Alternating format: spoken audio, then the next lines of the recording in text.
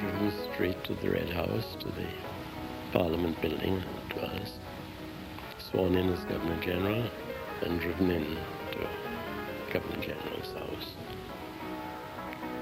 And that was my life for 14 years.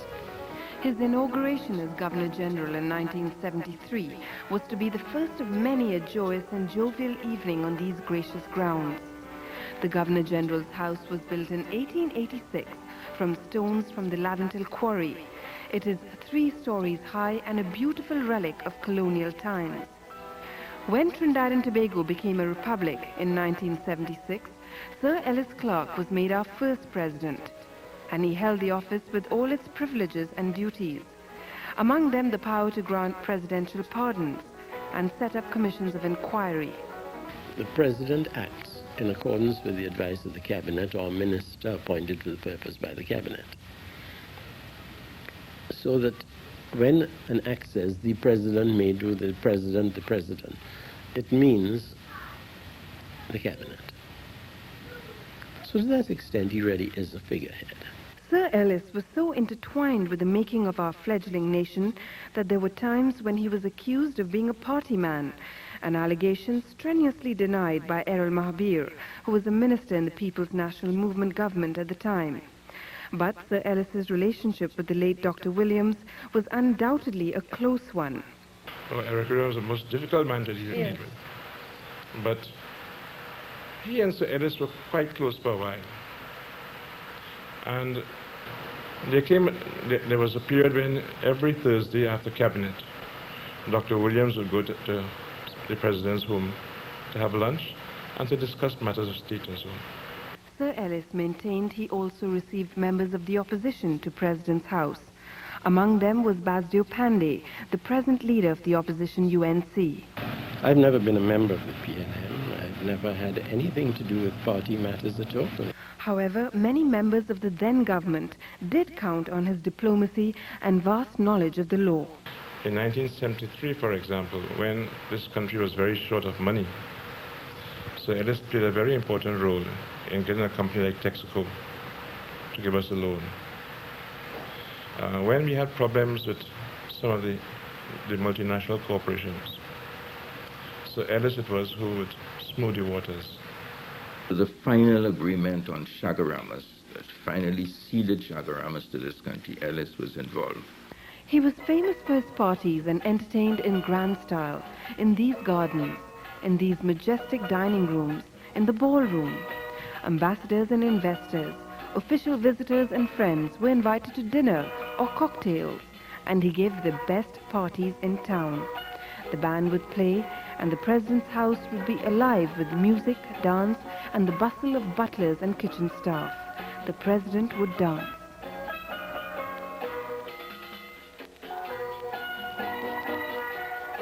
I confess to you that in 50 years ago, I was seldom without 2 cases of champagne.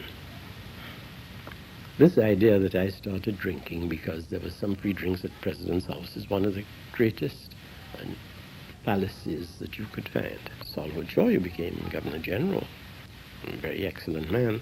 Louis Blanche Fraser, who was almost a rival of his and who became Federal Financial Secretary. When these people were working for $160 a month, I was saving $600 a month.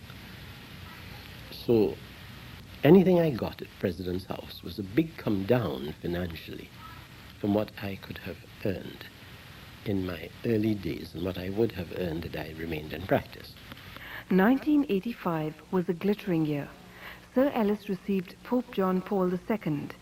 It was a particularly special occasion, and Sir Ellis introduced the Pope to his beloved mother, a devout Roman Catholic. That same year, Queen Elizabeth I visited this country, conferring on Sir Ellis Britain's highest honor of chivalry, the Grand Knight of the Order of the Bath.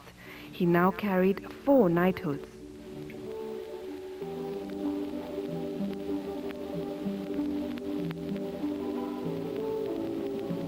In 1981, it was Sir Ellis who had the weighty responsibility of announcing the death of Trinidad and Tobago's first Prime Minister, Dr. Eric Williams. he carried the panicked young nation smoothly through the crisis and announced George Chambers as Dr. Williams' successor. President's house was also the venue for personal joys, such as the wedding reception for his son Peter, who took as his bride a former beauty queen, Suzanne Trabulé. And Peter announced it, whereupon very discreetly Suzanne shed a little tear. And he turned very affectionately and told her not to react. And of course we had some champagne. They passed the finish line for the first time. It's a 3-horse race at this stage. It's son of a He was also a patron of the sport of kings, horse racing, and he never missed a Saturday at the races. The fact that you have a horse in a race and you want to see that horse win. You see it coming down the straight and you see it perhaps either being overtaken or just overtaking others. It's a terrific thrill. Sir Ellis Clarke was criticized, even regarded as notorious by some. But he makes no apologies for his sophistication, his education, his worldliness, or his brandy Alexanders. There are several accusations made against me, and most of them are accurate. I confess, and I do not deny, that I like pretty women, that I like ballroom dancing, that I like horse racing, that I enjoy a good drink, and the like. Now, I'd ask anybody, what is wrong with those things? Like most high-profile men, he did not escape controversy, such as the issue surrounding the extension of Chief Justice Kelsick's term of office. My successor was appointed designated before my term ended. So there was extreme pressure on me to quit.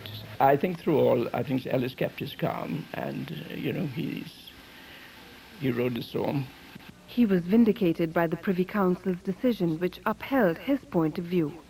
My father was drawn into the overall allegations being made to do with the Tesoro, the so-called Tesoro affair. And as you know, someone apart from being my father, someone who I know has always worked hard and tirelessly in the interests of Trinidad and Tobago, those allegations particularly hurt. My own attitude in life is that let these things be bygones. And it's no use resurrecting them. It's no use reopening hurt wounds, and it's no use pointing fingers. In 1986, his second term came to an end. It was the year in which a new government, the National Alliance for Reconstruction, came into office with a thundering majority. Sir Ellis left for London, as he put it, to walk through Hyde Park and have a quiet period of intellectual reflection. It was there that this reporter was to interview him for the first time at his home in West London.